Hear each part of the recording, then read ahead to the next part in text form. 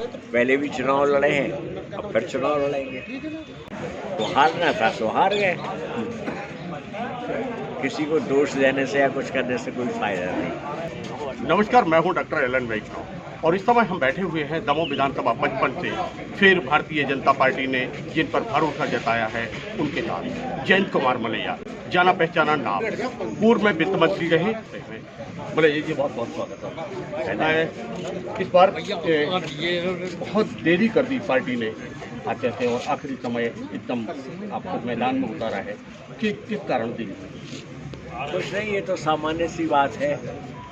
एक पहली सूची, फिर दूसरी सूची, तीसरी सूची ऐसे निकलती रहती है। दमोह जिले के जो 4 नाम थे, एक तो बहुत पहले तय हो गया, 3 नाम शेष थे, वो आज उनका डिक्लेरेशन हो गया। इस बार आपके सामने फिर वही प्रत्याशी हैं जिनके साथ आपने 2 बार चुनाव लड़ा था, तीसरी बार आप उसके सामने वही प्रत्याशी चुनाव के मैदान में। क्या ठीक है, इसमें अच्छा है। पहले भी चुनाव लड़े हैं, अब फिर चुनाव लड़ेंगे। मुद्दे क्या होंगे विशेष रूप से इस समय चुनाव में? मुद्दे तो जो है, डेवलपमेंट रहेगा, सामाजिक सरोकार रहेगा, यही सब बातें हैं जो होती हैं। आपके कार्यकाल में विकास की अलग स्थिति नजर आई थी और कुछ कार्य रुक गए थे। आप क्या, कौन से ऐसे कार्य हैं जिनको आप फिर गति देना चाहेंगे? खासतौर से जो इरिगेशन का प्रोजेक्ट है, वाटर सप्लाई के हैं ग्रामीण अंचलों में, उनको थोड़ा सा और गति मिले, ऐसी मेरी कोशिश रहेगी। पिछले चुनाव में कुछ कारण थे जिनके कारण पराजय का सामना करना पड़ा। तो उनको अब आप किस दृष्टि से देखते, किस प्रकार के चुनाव के मैदान में होंगे कि वो सबके सब नगण्य हो जाएं और आपको कुछ नहीं, तो हारना था तो हार गए।